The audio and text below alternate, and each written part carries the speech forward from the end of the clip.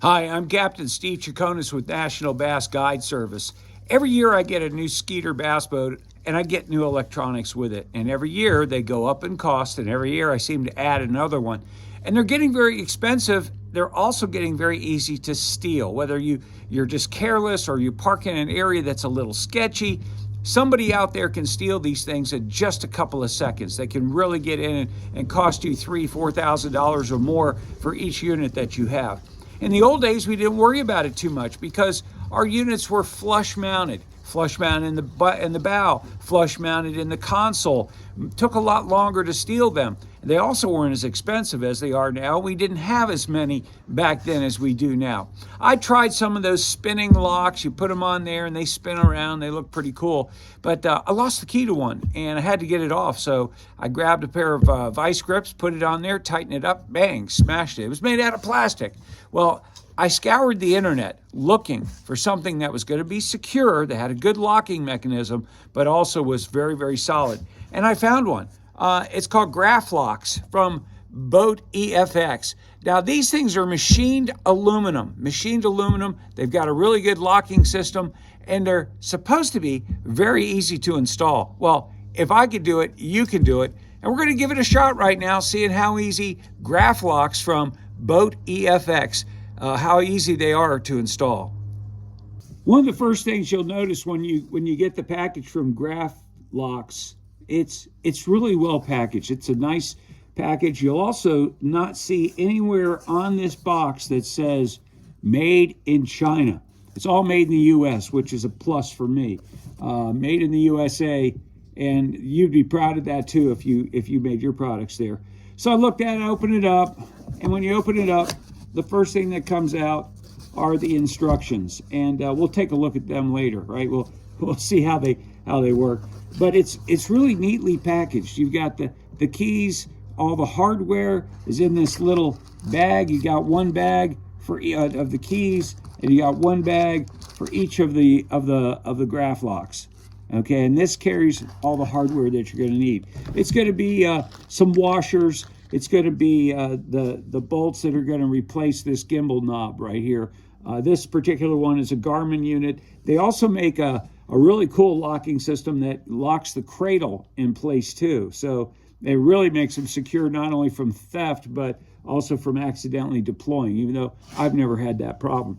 So and I'm just following the directions. They say unscrew this knob. I got the directions right here, kind of cheating as we go on. Unscrew that knob. Probably have to put that somewhere in case I need to get to it later on. And then it says get the lock, and here's what the lock looks like. And you're going to open it up, put the key in it, and turn it, and then it slides down. Oh, it slides down. I had it upside down. So it slides down. And so here's what the inside looks like. Here's what the lock looks like on the outside. And it has one of these round keys to it. Pretty secure. What you're going to do is you're going to get the hardware out of the package and look for the screws that are in there. I found one that looks like it's about the same length as the one that came out on the gimbal. So I'm lining that up. It looks about the same. The threads seem to match up. The real test, of course, is when you put it in, and yeah, it goes in pretty good. And it goes in, I don't feel any resistance, and it's going in pretty good. It'll go in all the way, okay? So this is the one that I'm going to use. The next thing, and I talked to the owner of the company. I said, how fast can you put these in? He said, oh, 20, 30 seconds. And I said, okay. So the next thing you're going to do after you do that is you're going to, when you select that, you're going to get the white washer and the black washer. So this is the white washer. Put that on, okay? And then you're going to save the black washer because it's going to go on between the block here and the actual gimbal mount. So what they have in this bag, I talked about it, they have a spring clip. And this is important because this is what keeps it from rotating around to keep somebody from getting leverage on your lock. It's just a little spring lock. And they call it a spring lock because it actually has a little slit in it. So if you grab pliers and squeeze it together, you could get it in or get it out easier. Well, what I've done is I've tried to line this thing up. I put the spring lock in to the right hole, so when it's in here like this, it won't rotate. It's impossible to rotate. I tapped it in with a rubber mallet. If you put it in the wrong hole, no problem. Just get a pair of pliers, squeeze them, and it'll pop right out, and you can put it in the right hole. But they've got 4 holes depending on how your unit is, whether it's Lowrance, Humminbird, or Garmin. It's going to be a little bit different. And now, guys, we're almost done. This is the fun part. You basically put that bolt in there through the white washer. Take the black washer, put it on the other end, and get your screwdriver. Line up that hole and just start threading it in. And while you're threading it in, now I've got that spring lined up, and I'm just tightening this thing up until I don't feel any more resistance. Hand tighten a little bit more, and we're good to go. Now I've got this lock on here, and here comes the fun part. You basically slide this on, push this button, and guess what? We're done.